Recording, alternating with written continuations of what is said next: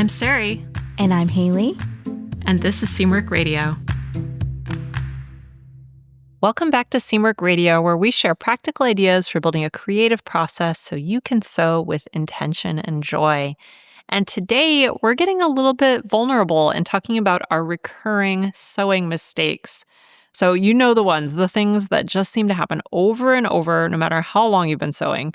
So we'll cover the mistakes we've each made repeatedly over the years, what finally helped us to overcome them, or at least recognize them faster, and the lessons we've taken away that have made us better sewists. All right, so our icebreaker for today. Tell me, Haley, about a sewing mistake that turned into something unexpectedly good. So maybe you cut something wrong and you discovered a new design, or fitting issue led you to a technique you now use all the time, something like that.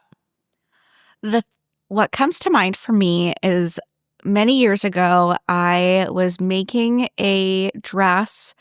It was like a blazer style dress out of a velvet fabric. And velvet blazers are like nothing new, but I really chose the wrong type of velvet to create something structured. Not only that, it was also my first time sewing with velvet fabric. And I was like, yeah, silk velvet and something structured. Such a good idea. And I think that what the unexpected good thing that came out of it is that it really helped me to level up my sewing game. Because of that project, I had to learn how to underline correctly.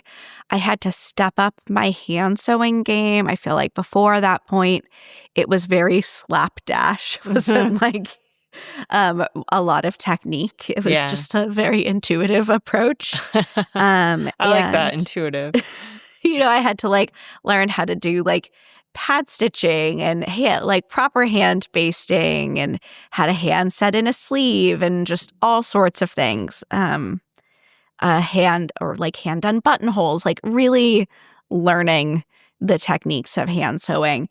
And when I think back on that project, I think it was a really big turning point in my skill set. And learning how to apply traditional skills and maybe unconventional scenarios, and using them to problem solve. So it ended up being a couture quality garment. But trust me that in the moment I was fully kicking myself and thinking I was such a loser. Well, sometimes I think that just goes to show sometimes when you get in over your head, those can be the best learning experiences. Totally. They start out so frustrating, but sometimes just being overly ambitious can pay off in the end. Yeah, I fully did have to scrap my first iteration of it and start from scratch. Luckily, I had bought tons of fabric, but it was an experience for sure. Yeah. What about you? One of the things that came to mind for me was when I was first learning to sew, I was pretty lackadaisical about stay stitching because I didn't really understand it. And often I would skip it. And I remember I made a skirt one time and it didn't have a waistband. It was just a faced waist on the skirt. And it just, as I started to wear it, it just stretched out more and more and more. And somebody told me, well, you can sew stay tape in the waistband to keep it from stretching out. And so I went back and I took it apart and I took it in a little bit so it fit again, and I added the stay tape, and it was just a huge endeavor kind of redoing all the work. But I did it. And so I feel like I learned a couple things from that. One is if you're going to take the time to make something, and why not make it work? So if it's, even if it's going to take extra time to fix whatever is wrong with it, why scrap the whole project and start again when you can fix it? So I think that was one lesson. And then just the lesson about stay stitching and stay tape and how important that actually is. I don't think I would have learned that. Maybe I could have learned that from a book or something, but sometimes when you don't understand the purpose of something, and it doesn't become clear to you until you actually see what goes wrong. Yeah. I think at times. stabilizing is so like underutilized and understood and appreciated, in my opinion. Like knowing which stabilization technique to use where is like so important. Yeah. And makes such a huge difference in the finished project. Absolutely. And it can take a while to actually learn that because it's a matter of trying it out and seeing what works and what doesn't work. And it's also a matter of really understanding conceptually what's going on. Yeah, totally. Because it varies depending on like the fabric and the location and what kind of stress it's going to be under. It's all, Yeah, there's a lot of things to think about. All right. Well, before we get into our topic, if you have an icebreaker for us for a future episode, you can leave a question for us. You can leave it in a 5-star review on Apple Podcasts, and we'll answer it in a future episode. You can also leave a comment on Spotify if you're a Spotify user, and we'll see it there as well. And we'll add it for a future episode.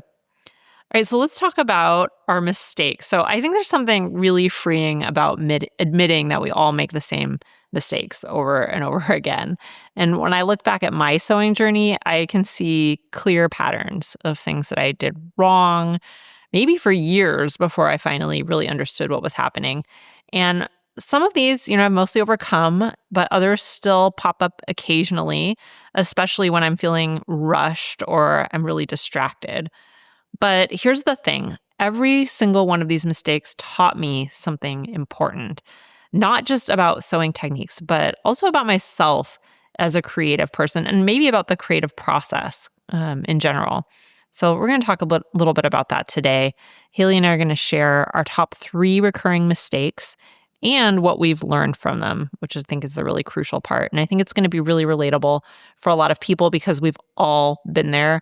And honestly, I find it kind of comforting to know that even after decades of sewing, I'm still learning. So, Haley, do you find it easier to admit your mistakes now than when you first started sewing? Well, something about me is that I am not afraid of making mistakes, nor do I think I've like ever really been. But I think that it's maybe not so much about like easier for me to admit, but I think knowing what I know now, I can see the mistakes I was making time and time again.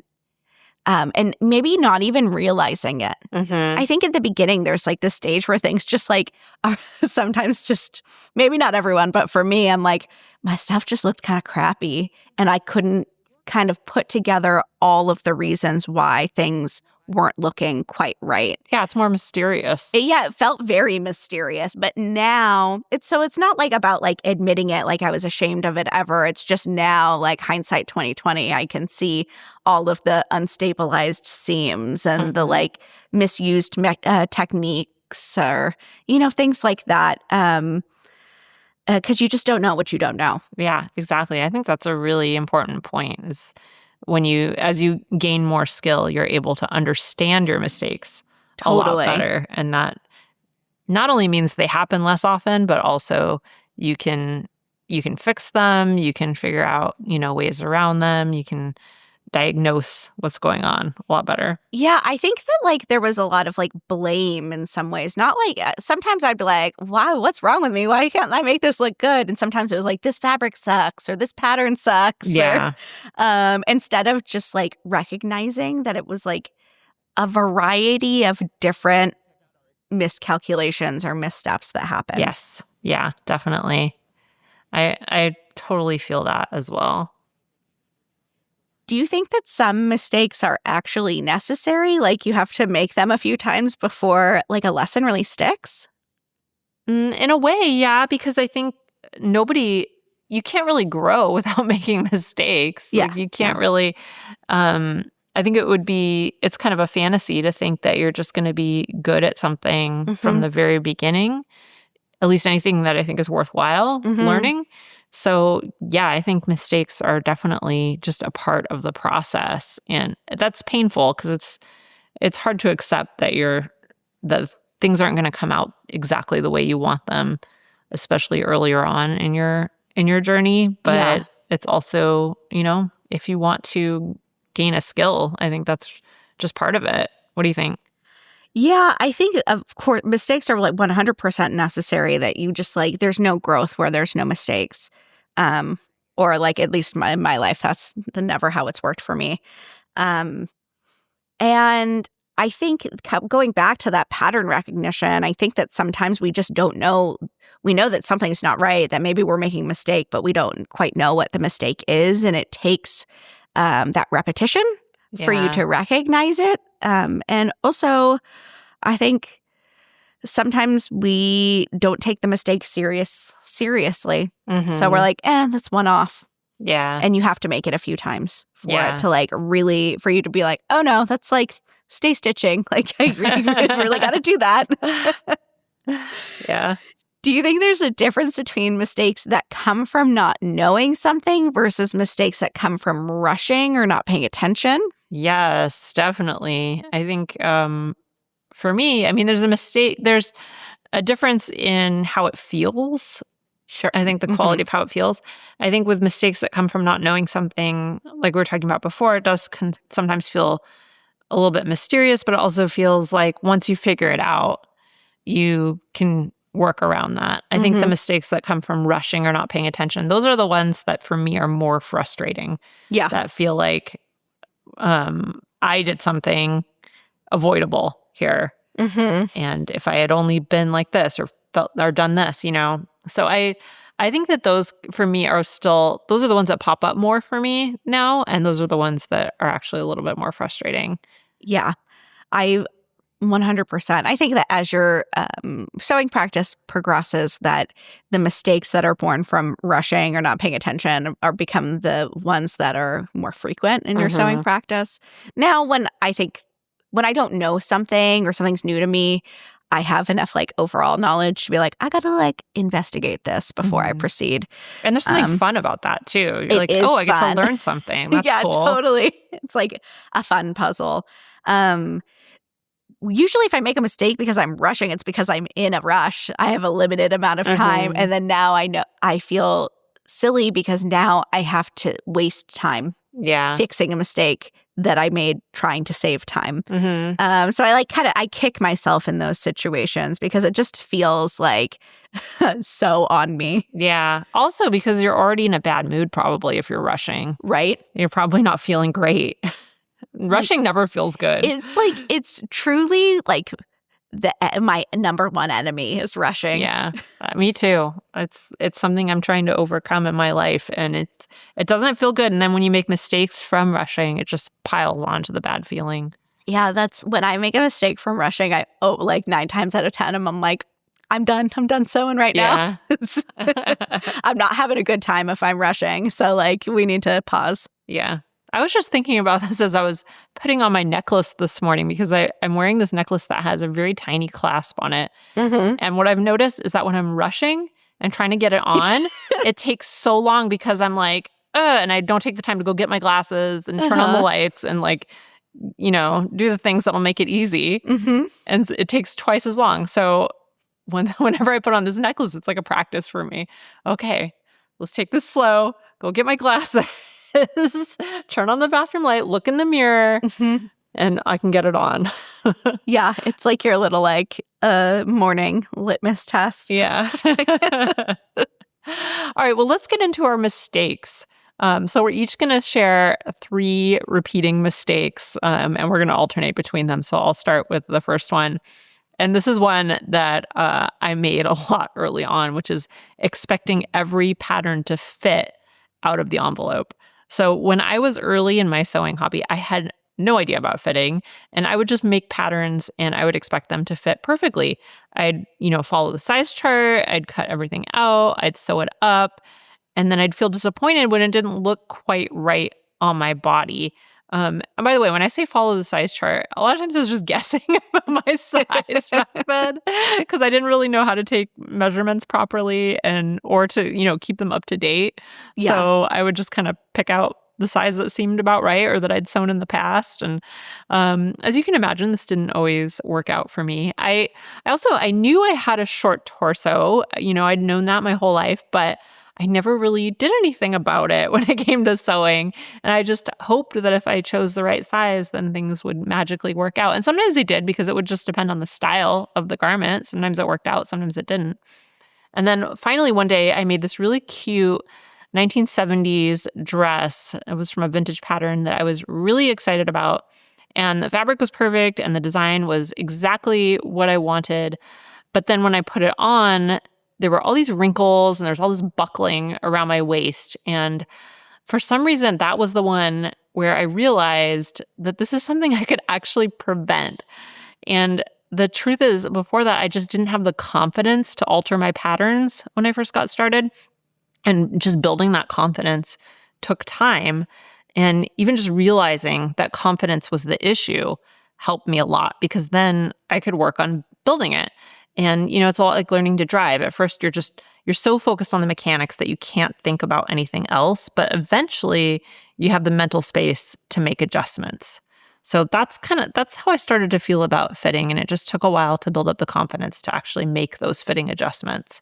Did you go through anything like that with fitting? What's so interesting is that because I learned how to sew and pattern make it from a professional standpoint before I started doing those things for myself personally, I think learning those two things in tandem, it really slowed down my progress as a beginner at first, because it was just like a lot to take in. But then once things like really started clicking, it just, I don't know. I think that by the time I started sewing for myself, that I was like, couldn't understand why people, and this was at the time I started sewing for myself and started teaching sewing around the same time. And I was like, why are people like making this more complicated than it needs to be? Yeah. Where people would be like, I just don't get it. This top is too long for me. I'm like, shorten it. Like, so I just had like such a different perspective on ththings. Yeah. Which was great because I could then kind of transfer that like confidence to my students. I'm like, well, let's just shorten it then, like, Yeah. Demystifying it a bit. So I'm not like the most like reliable source for how this goes for most people, but Yeah. I've seen it time and time again for people that it just like they just don't understand how simple it can be. Mm-hmm. And I think a lot of times with fitting things, like we tend to overcomplicate things. Oh, yeah, for sure. And I am a big fan of just like fitting, just like drawing what you see, you fit what you see. Mm-hmm. So if there's too much fabric in the length, then we're going to take some of that out. Yeah. Yeah. It doesn't have to be complicated. Totally. Even though I didn't make mistakes there, I've definitely made lots of other mistakes. I think that one of the mistakes that I have always made and I continue to make from time to time is not stopping to fix small mistakes.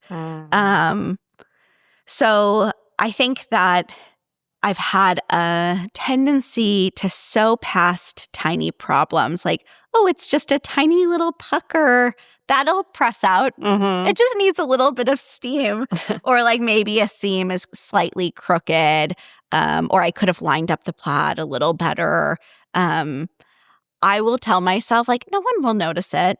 And the truth is, honestly, other people might not notice it, but I notice it. Yeah. Every single time I wear it. I can't tell you how many garments that I have that I love except for that one like tiny thing that I didn't fix when I had the chance. Mm-hmm. But then when I reach for them in my closet, I remember that thing. Sometimes I'll like just put it back, or someone will compliment me when I'm wearing it. I'm like, oh, thanks. The plaid doesn't match at the side seam. Like I have to point it out to people. People do that all the time. I think all sewists do that. It's not necessary at all. And I think that what I've realized is small fixes early on protect my enjoyment of the finished garment. Mm-hmm. I've learned to recognize the difference between like my perfectionism and my discernment.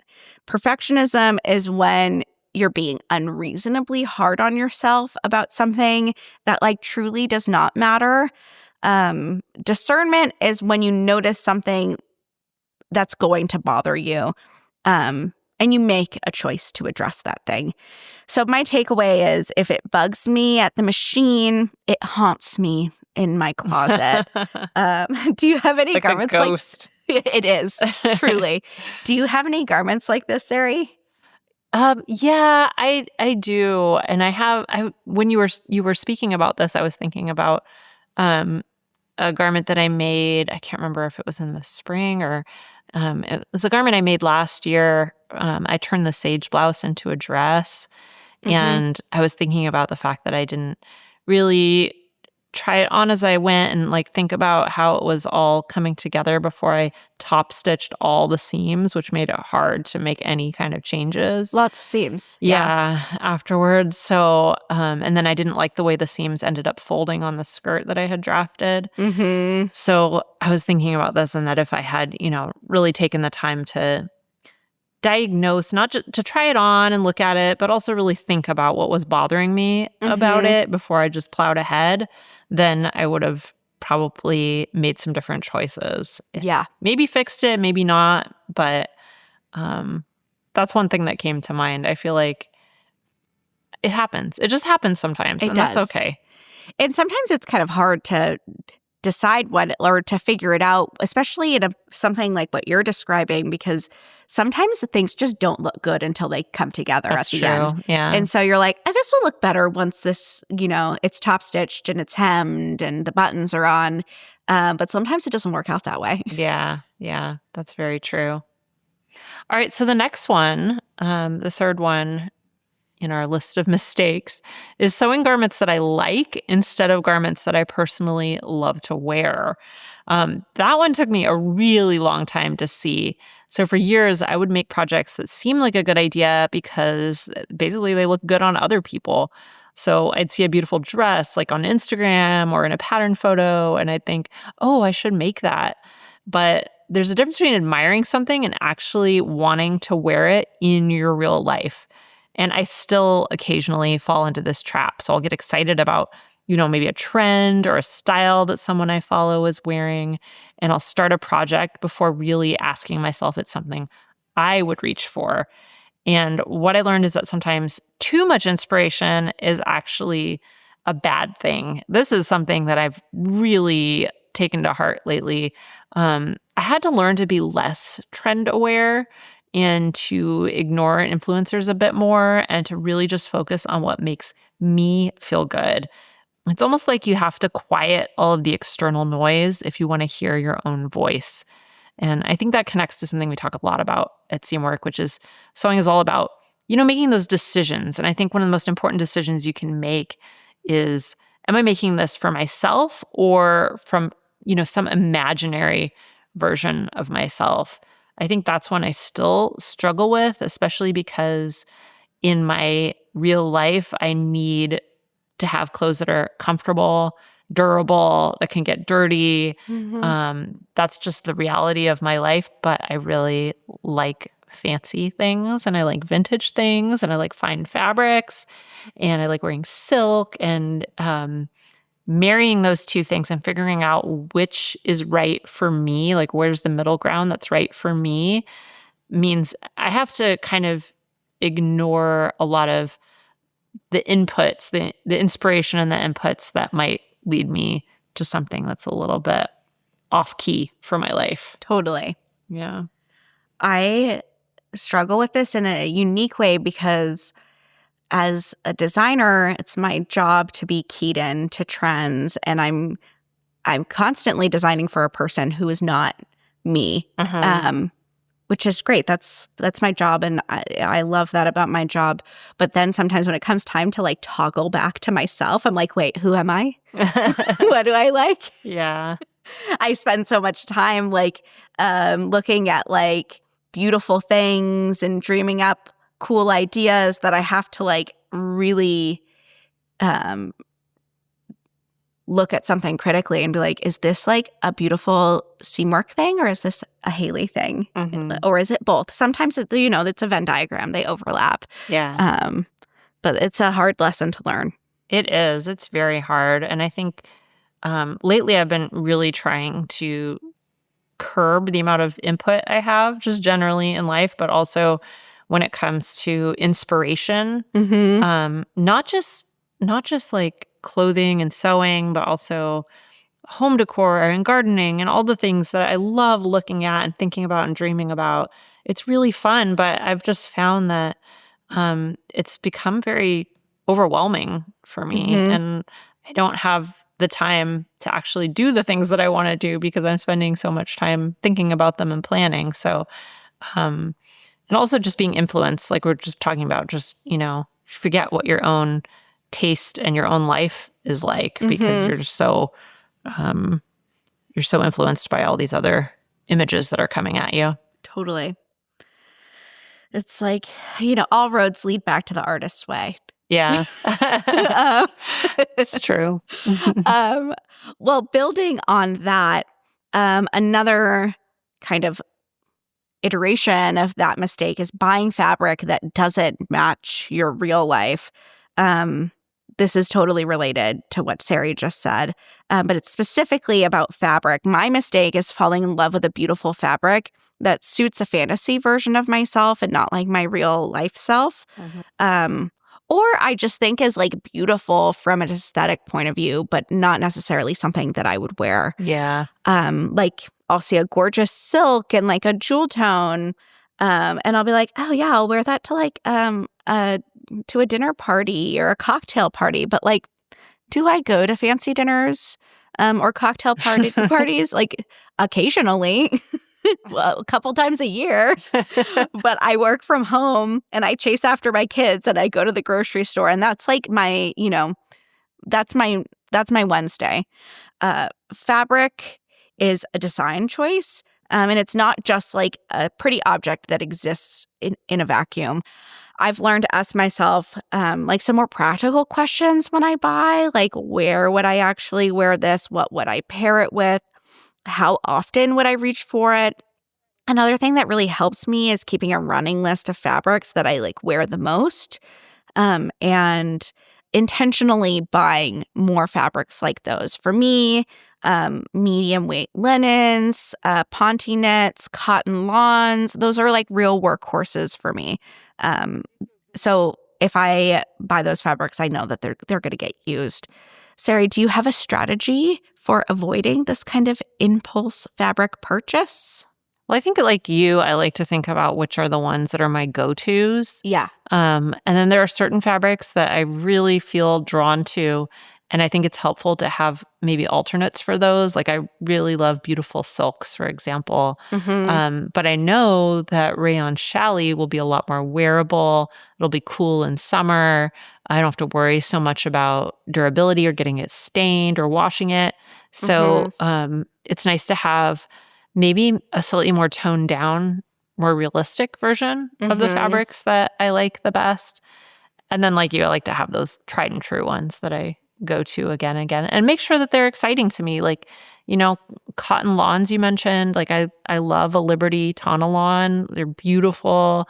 They are pricier, so it's not like a cheap thing, but it is something that's wearable for me. So if I want something fancy, maybe I go in that direction instead of a fancy silk. Yeah. I love that tip to like keep it something that still feels special, because we want to like be practical, but we don't want to like rob ourselves of like the joy of specialness. Yeah. What I love about rayon challis is that it comes in so many beautiful colors and prints. And I love a floral print, so it can still be really, really fun, but it's still wearable at the same time. All right, the next mistake that I want to talk about is using the wrong interfacing. So this one might sound technical, but it really affected how I felt about my finished garments for years. I spent years using only, kind of cheap, non-woven, fusible interfacing and wondering why all my facings always felt so stiff. Because at that time I was shopping mainly at chain fabric stores, and that's what was available to me. And it was all I really knew. And everything I made just had these really rigid, kind of cardboard-like necklines and button plackets. And what I learned, kind of going back to what Haley was talking about stabilizing, is that matching your interfacing to your project and your fabric is a real game changer. So once I started experimenting with things like woven interfacings, knit interfacings, different weights, suddenly I had a lot more control over the shape and the drape of my garments.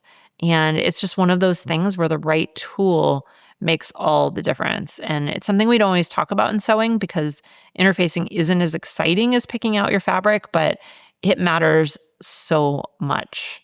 So do you have like a go-to interfacing, Haley? I use knit interfacing for like 90% Me of too. my projects. Yeah, I do too. And if I need something that has like a little more oomph to it, then I'm always going to use like a lightweight woven fusible. Those are the two that I buy, and I buy them in bulk, like 10-yard increments. Yeah, I use knit interfacing for almost everything for a lot of things. If it's something where I really do want more structure, then a nice woven. Or for sheer garments, I'll use like a silk organza or something like that as well.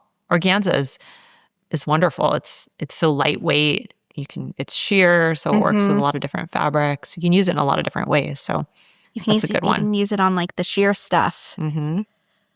Okay, my final mistake. This is my final top 3 mistakes, to be clear. I make lots of mistakes.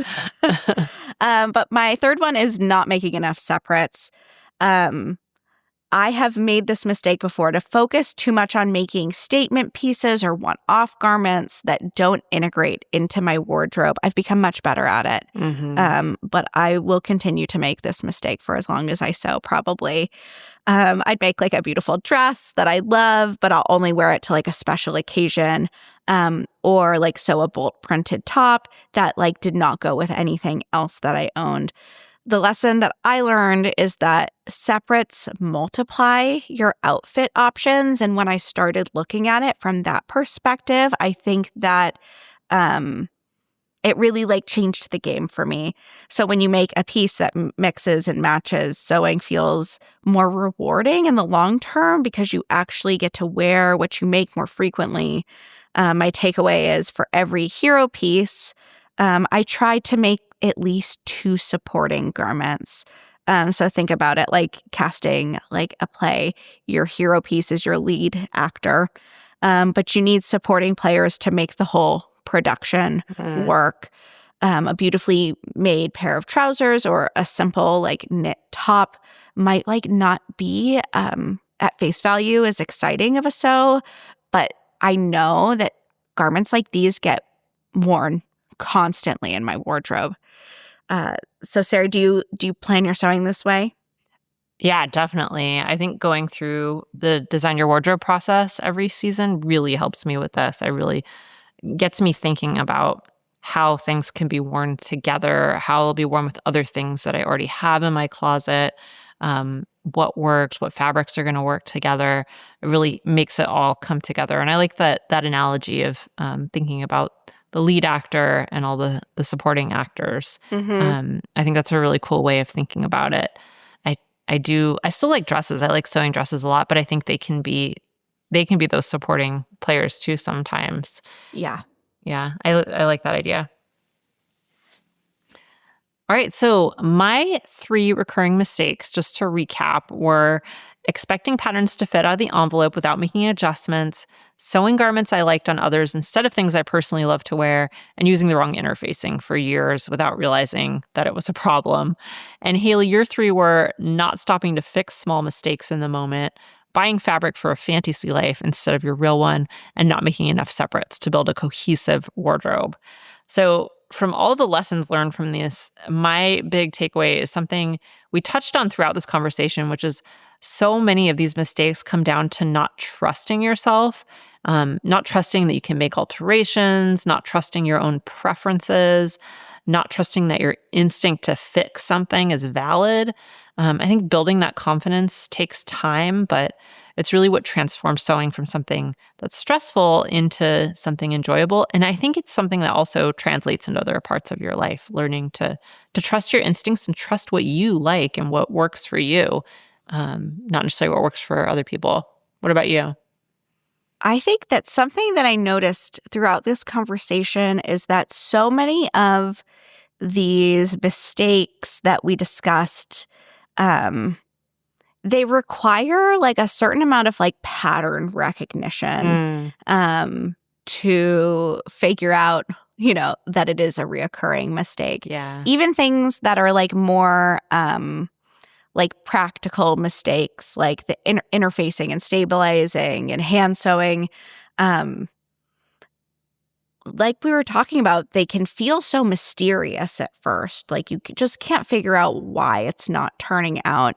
And that's why I think that having some kind of way or process for reflecting on your projects, even from the very beginning of your sewing journey, can go a long way at helping you to recognize your missteps and learn from them instead of like making them over and over and over again and having to, use the wrong interfacing 6 times before you realize that that is the problem that you're encountering. Yeah. So I think my takeaway or my recommendation that I would make to anyone, beginner or advanced, is having some kind of process, a journal, like a picture, a photo diary of the projects that you make so that you can save yourself the trouble long term. Yeah, that's a great tip.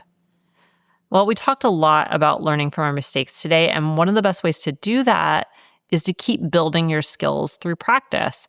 And if you want to keep growing as a sewist, you should join us for our upcoming skills workshop on advanced buttonhole techniques. So this is a continuation of our last workshop on buttonholes, and Erica will be leading you through more advanced and specialty techniques like bound buttonholes and hand-sewn buttonholes. And it's free for Seamwork members. So if you're a member, keep an eye out for that in the community. And if you're not a member yet, this is a great reason to join us. So if you like this episode, please leave us a review. We'd love to hear from you. It really helps other people to find the show as well. So we super appreciate it. You can also follow us on YouTube at Seamwork Video. You can follow us on Instagram at Seamwork. And if you'd like to become part of the Seamwork community, we'd love to have you. Just head over to seamwork.com to learn how to join. You get lots of patterns and lots of classes when you become a member, and you also get to be part of our wonderful community. And that's it for us this week. I'm Sarai. And I'm Haley. And this is Seamwork Radio.